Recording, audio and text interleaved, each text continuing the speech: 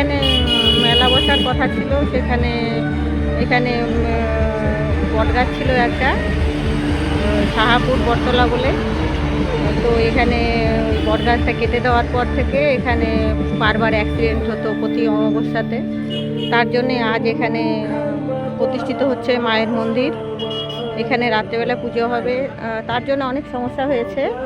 এখানে ব্যারিকেড করা হয়েছে, পথ অবরোধ হয়েছিল।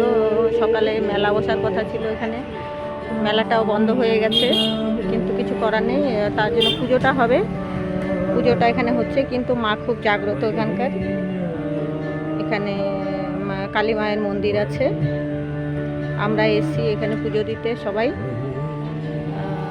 তার জন্য আপনারা সবাই আসবেন শাহাপুর বটতলা।